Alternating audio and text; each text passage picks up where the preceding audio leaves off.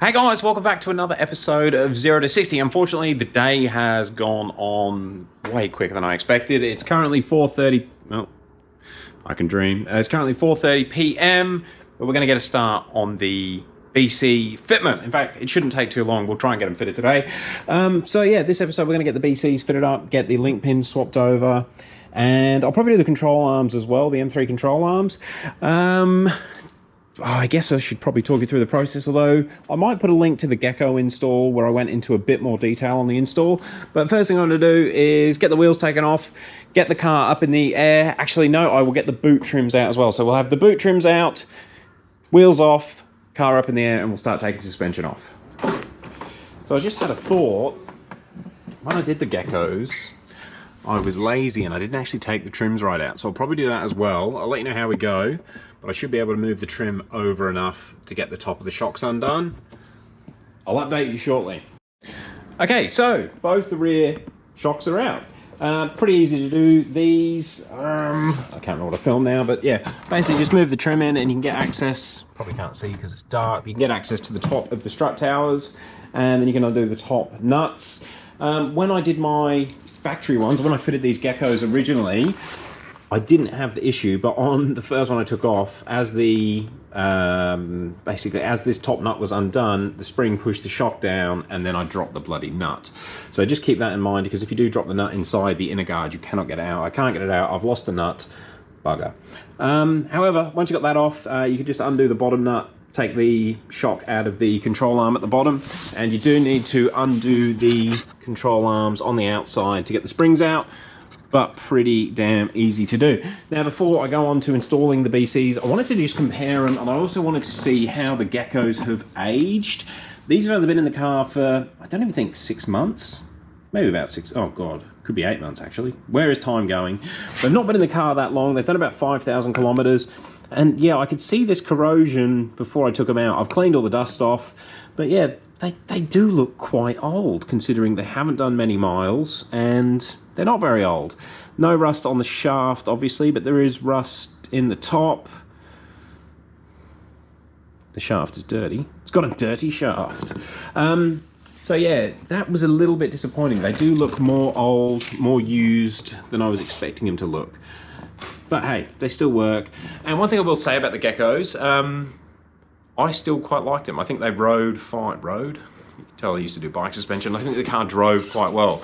Had quite a few people in the car over the time they were in there, and nobody said that this car has aftermarket suspension. Like, they still felt like OEM suspension, but they handled quite well. For all my 1-2s, all that sort of driving, the car felt good. I never felt like the suspension was lacking with the Geckos, and they don't feel too stiff. Still quite like them. Looking forward to seeing if the BCs are going to be better. Obviously, they are a more expensive shock absorber, and I can sort of see where the money goes into these. The fit and, well, the finish on everything is much, much better. Nice, cleaner threads on the actual shock absorber body. Don't forget, this bottom section is just a housing. Same with these. There's nothing that special going on in the green or the black section. It's this black part and this silver part that's the actual shock. Something I have noticed with the BCs, they do have a larger shock shaft. So they're 14mm shock shaft on the BCs and a 12.5 on the Geckos. Not a significant thing, to be honest. Sometimes having larger shock shafts are not ideal because you lose oil volume inside the shock, and it also reduces the space for the piston and the actual valve and the shims. The shock bodies are 48mm on the Gecko, which is a bit of a weird size shock body. Oh God, Vernier's locked, sorry. I'm gonna double check that. Yeah, 48mm shock body on the Gecko and a 50mm shock body on the BC. As close as makes no difference anyway. But yeah, again, this got a bigger shaft. I don't know. I think the BC is a much better made shock. It's got a much better finish on it. Everything looks better. The adjuster on the Gecko rear shocks is just this little pivoty piece at the top. Works fine, but it does feel like it might break.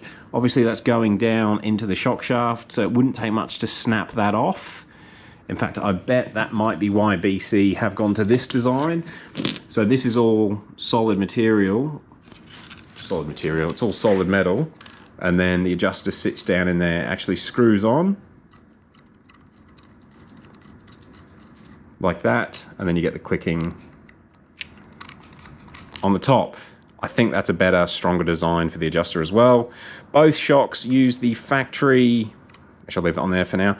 They use the factory rubber mounts. BC do provide 2 washers and a sleeve, but you still need to use your original upper rubber mount. Something that's interesting about the Gecko springs, they use the factory spring mount, which is this pad, and also the Gecko spring is not flat on the bottom. It's designed to fit into the BMW spring seat, where the BC has flat ends at both ends of the spring, and it comes with a new spring seat which goes just down in there. So a slightly different setup. Hopefully you can see that all right. Yes. Slightly different setup for the springs. God, don't scratch it. Both of them have a very similar spring adjuster for the rear. That's the BC one, and that is how you adjust your height with the BC. I have seen some people get confused with the base height adjuster on the rear shocks. That does nothing for height. It is the spring that sets the height. So this is where you set the height on the rear shocks. And these are the extra adjusters for the rears as well. Guys, I think that pretty much explains what's going on with the difference. The Geckos are definitely a cheaper shock. Here in Australia, these are about $250 cheaper than the bottom of the range BC sets. Now, I know these are the BC DS, but I'm pretty confident that the base model BCs, the BC BR, I think it's BR, are physically the same on the outside. It's just the internals that are different on these. And I think, after looking at both kits, even just the rear ones, I think it's worth the extra money for the BCs. In America, I think the Geckos are the same price as the entry-level BCs, which is a bit disappointing. Like, they really have not aged well. I know some people might be looking at that and going, oh, that's nothing, it's just a little bit of surface rust. We don't get rust in Queensland, so it's really weird seeing that on a set of rear shocks. All right, I'm gonna get the BCs fitted up. It's just a matter of putting the springs in, got the top mount ready to go. You do need to use a jack to compress the spring with a control arm, but I'll get it all put back together and I'll give you an update once it's in. All right, so the shocks are in. However, I've been out here for 4 hours and spent about half an hour working on the actual car. I've just been messaging people and it's getting really hard to get on top of everything and reply to everyone. I'm gonna have to work something out because there's legit just not enough of me to go around with 0 to 60 at the moment, and I just can't get anything done. Which is kind of frustrating, but yeah, I'm gonna go and have some dinner. It is 20 to 9, and I'm probably gonna finish this tomorrow, but that means there won't be another video today. But this is why the videos have slowed down. There's just too many messages. It's out of control. Anyway, I'll see you guys tomorrow. Hey guys, so it is a new day, and I'll just show you what I have done this morning. Oh, I must be getting old. It seems to be getting much harder to get in the back of one of these coupes. So I have added the adjuster extensions, and it's just with 2 grub screws onto the top of the adjuster on the shock, and now we can adjust the shock with the trims in place. So that is awesome, because one of the big pain in the ass with the Geckos was if I wanted to adjust the rear shocks, I had to take these trims off again. So I adjusted them once and then never touched them. So it's going to be good being able to actually play with these whilst out on a drive. All right, next job, the fronts. So I got the car up in the air, and now we're going to change obviously the 2 control arms on both sides. But I think I'm going to just change the shocks first, because this will get a bit too dangly if everything's taken off at once. So we'll get the shocks chained over first. Basically it's just the 1 bolt holding the bottom. Got to remove the sway bar link pin, and obviously the bracket for the pipe work up here as well, which is on the sway bar link pin. So that should all be pretty straightforward. So then we can undo the top and hopefully it'll just all drop out.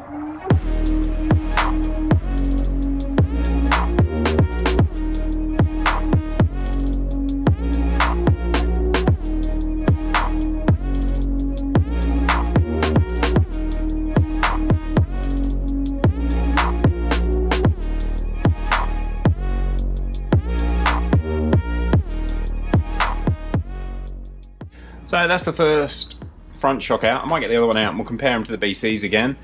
The fronts don't look as bad as the backs in regards to corrosion. The only paint that's sort of chipped off is what I just had to do to get the bloody thing out. It was really tight to come out of the factory hub. Hopefully you can see the wear there, but anyway, it is out. Yeah, alright, let me get the other one out and we'll compare them to the BCs. So we've got the geckos next to the BCs, and yeah, like I said in that last clip, the front geckos have not seemed to have aged like the rears. In fact, they look pretty damn good. No chips or anything. Just checking the shock body sizes again. The gecko body is 49.6 and the BC is 52.5, so both different sizes to the rears, but again the BC is bigger. And shaft size, I'd say 20mm on the gecko and 22mm on the BC. So again, a heavier duty shock, which is probably a good thing. It won't necessarily affect how they handle, but it should make them just a little bit stronger in extreme conditions, which I'm probably never going to do. The other big difference between these, obviously the BCs has the adjustable strut top. Now the reason that's a big deal is when you have an adjustable strut top, you need a spherical bearing at the top, not just a normal, what do you call it, flat bearing, I don't know. But basically this strut top can only be perfectly flat, where the BC, that will actually pivot depending on where you've got the camber set. The bearings in the geckos still feel pretty much like new. The BC one is nice and solid because it's a brand new spherical bearing, and I'm not going to mess with it right now. Alright, I'm going to get the BCs thrown straight in. But yeah, general thoughts are the BC just looks like a better made shock. Whether it handles better is another thing, or it should, but yeah, it just looks like a more expensive shock absorber, and it is. Alright, let's get it put back in. Right, so the front shocks are in, new sway bar link pins are in, and I do need to tighten this one. Lucky I looked at that. Got the control arms out, front and rear, or upper and lower, whatever you call them. And just have a quick look at comparing them. So the big difference with the M3 control arms is the way the bushings are done. I can't remember the technical name, but it's basically a different type of bush. And these ones were cheap eBay arms that went in the car late 2019. And they've actually not really worn very much. Done about 10,000 Ks, I guess. Still feels pretty good. But the M3 one, I cannot move that bush at all. And the same with the other style here. This bush, I can just sort of move it a little bit, where these ones are rock solid. One thing I haven't actually thought about is the headlight adjuster, so I'll see if we can work out how to bodge that up, because I don't have the arm for the M3 little rod thing. Alright, but I'll get these chucked in, and we're getting close to dropping it down and seeing how it sits. The other thing with the M3 arms, other than the bushes being different, they are slightly different lengths, so they should give, and I read on the internet somewhere, something like 0.6 or 0.7 degrees negative camber versus the standard one. So it'll be interesting to see how it sits back down, and I have got the hats wound into as much negative camber as possible. It's happening. Dave's come and helped, and everything's getting done a bit quicker, but we have the M3 control arms in both sides. Now I haven't got the headlight or height position sensor rod to suit the M3 control arm, so I've ingeniously cable tied the 335 one to the M3 arm. It's about the same position it was before, but we'll see how the headlights work. It might need some tweaking, but I'll probably have to get the correct rod. But now it's just a matter of lowering it down, putting the wheels on, and see how she looks. See if it actually works, yeah. You're going to have some camber? I honestly don't know. Actually, we need to show them what's happened in the engine bay. We'll do that. So the whole point of the BC update was to get the adjustable strut tops, and unfortunately there's not a lot of adjustment or additional adjustment because of the strut top. To get any more camber in there, I would have to cut this out, and these main three strut mounts, they're actually they're not round holes. You have got movement in the strut, and I've set it so that they're actually in the middle on the main mounts, but then this is moved right over. It's a bit of a weird setup. I don't know how much more negative camber we're going to have. We'll have to find out. Heaps. All right, we've got wheels on all corners and a couple of bolts in each one. Let's see if it sits. See if the hoist bottoms out before the suspension does.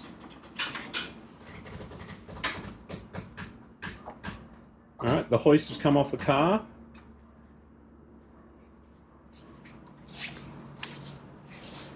Ride height's not terrible. No. But I think we want to go a bit lower. Well, it might. Level out a bit. Yeah. So those BCs are exactly as they were straight out of the box. That's actually sitting all right.